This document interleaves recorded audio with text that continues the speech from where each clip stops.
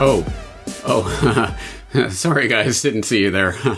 Don't mind me, I'm just listening to the dopest new track by that king of all MCs. You know, Jordan Peterson?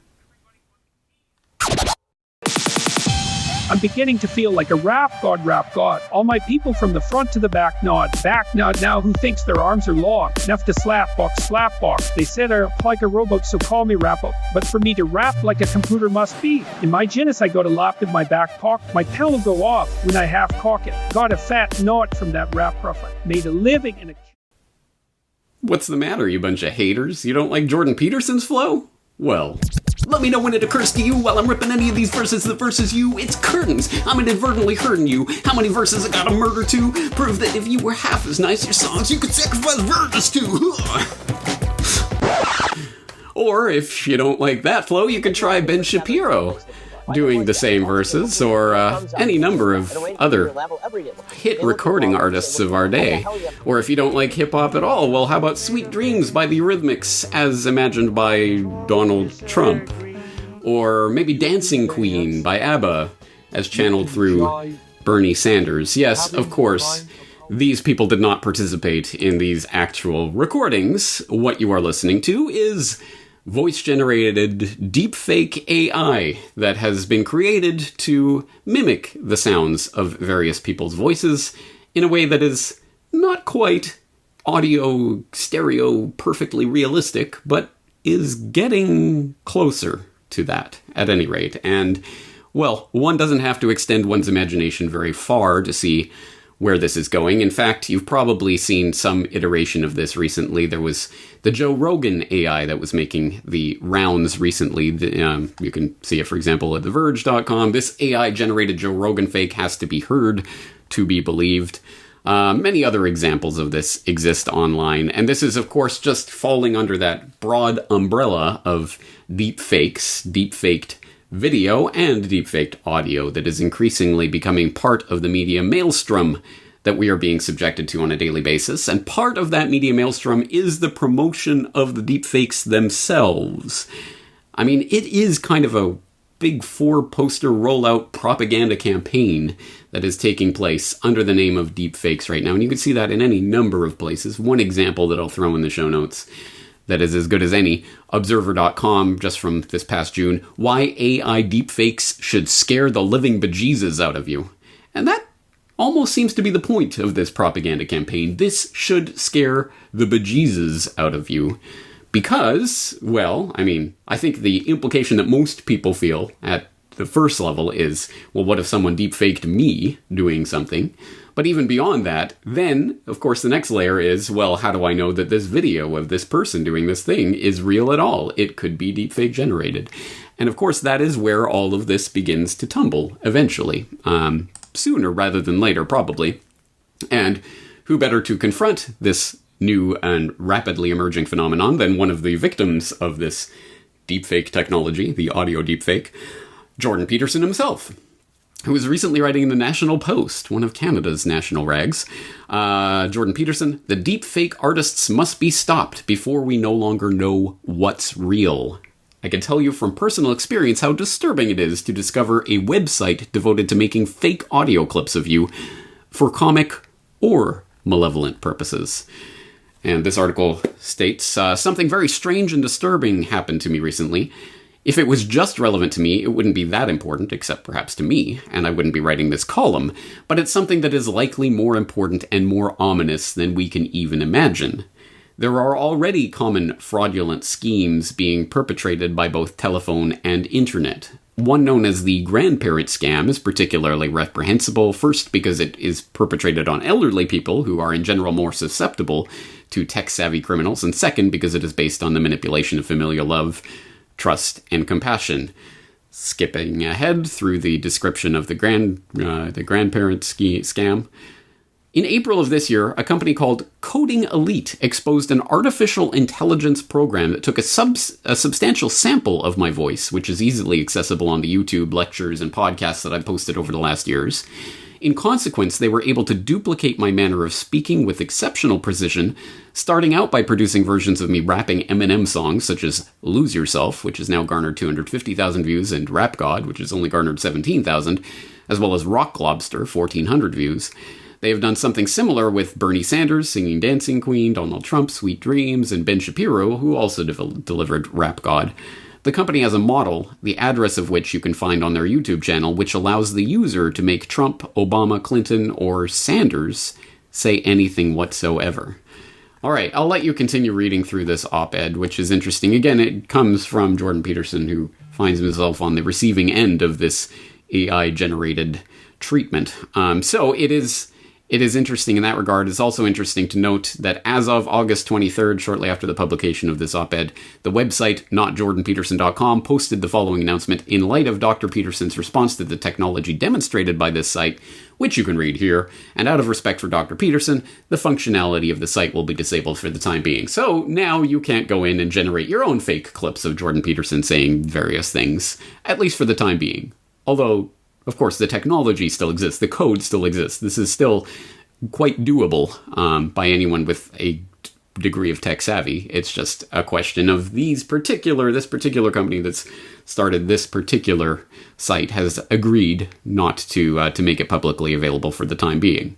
That should not, of course, come as a fundamental comfort over the fundamental discomfort that this entire phenomenon brings to light. And I have talked about this before. For example, of course, we talked about it on New World Next Week about a year and a half ago with James Evan Pilato, where we talked about how to spot a deep fake.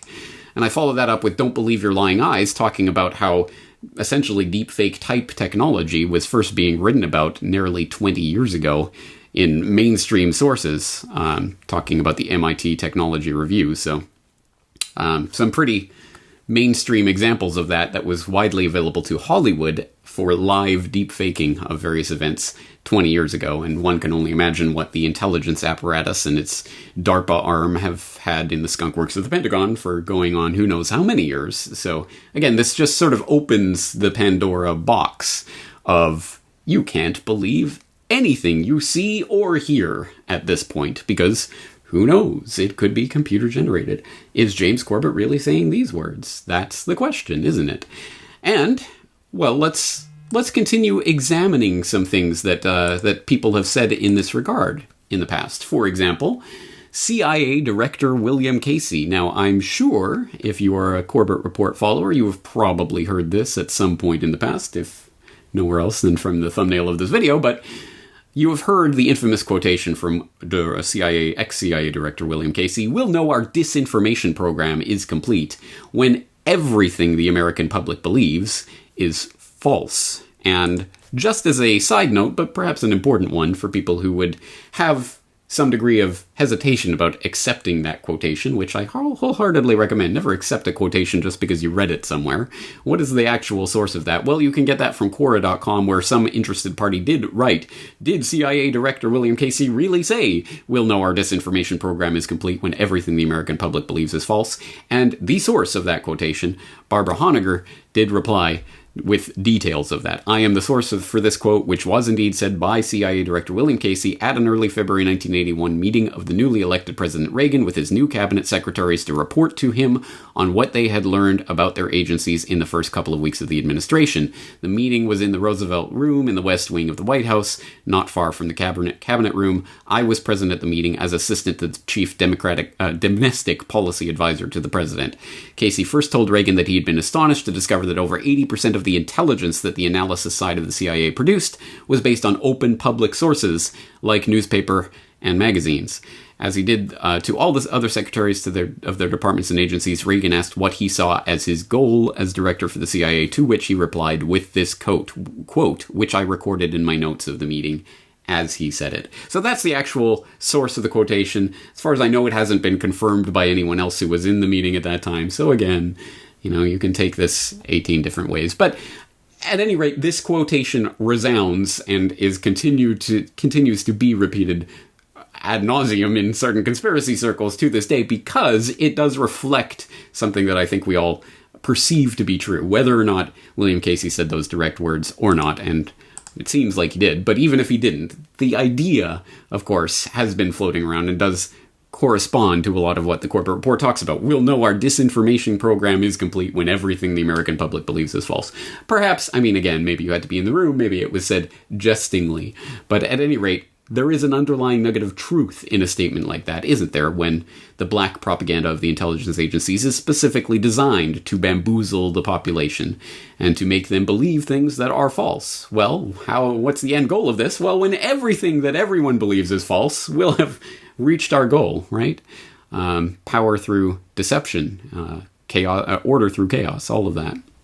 So I think that ties in quite well with this new phenomenon, that we are living through right now, the deep fake phenomenon, in which not just the deep fakes themselves and the technology itself, which now exists, but the way that it is being rolled out to the public. And again, I've talked about this before. Please go consult some of my previous videos on this and things that I've said about it.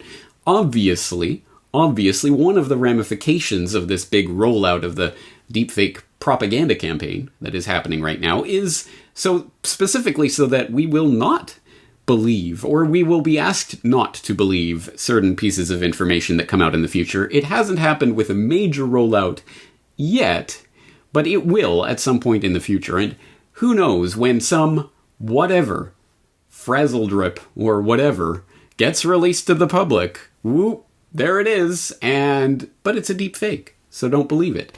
And of course, half of the public, or whatever percentage, will absolutely believe it to be true. The other part of the public will be 100% convinced it's false.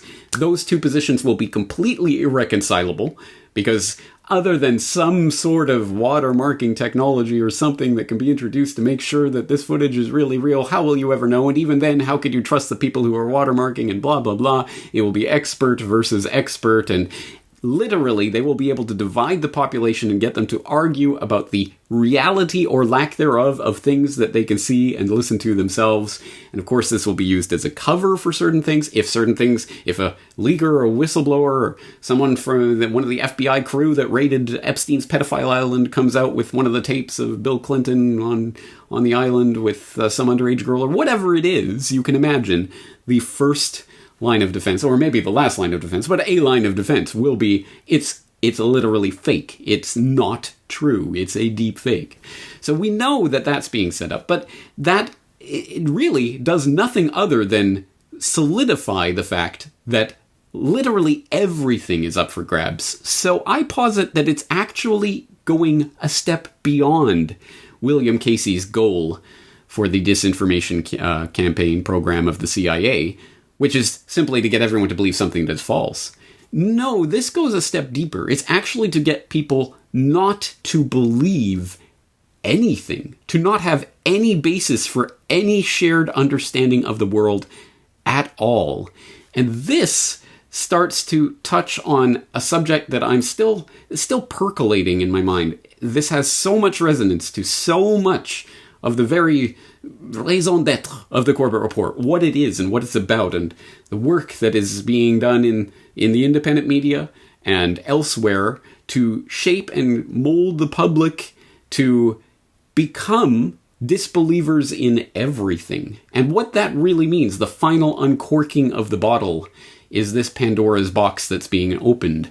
I will refrain from delving into the depth of that subject today, because there's so many things that need to be brought out about that, and the process by which that works, and what it means, and what does that leave our position. And there's so many things, so many extremely important things.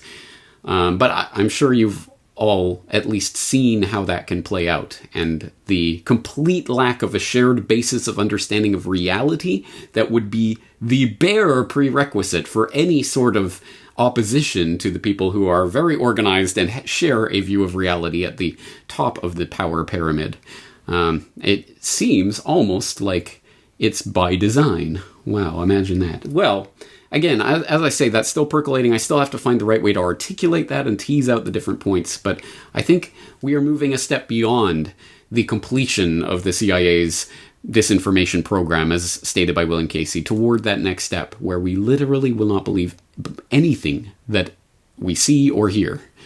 Unless we see or hear it directly, first-hand experience, but even then, we'll be asked not to believe certain things. So, this is interesting. It goes right down to the bottom. I will, of course, throw the various links that I've mentioned here today into the show notes so you can start exploring this topic on your own, and I invite you to contemplate the deeper meanings of this propaganda campaign for deepfakes that's being rolled out at the same time as the technology itself is coming into its own and being revealed to the public. It has some pretty deep implications for not just our present moment in time, but the nature of the fabric of society itself that is being torn asunder at the very seams. This is an important one, folks. Anyway, I'm going to leave you here to contemplate this. As I say, the links will be in the show notes. This is James Corbett at corbettreport.com. I'm looking forward to talking to you again in the near future.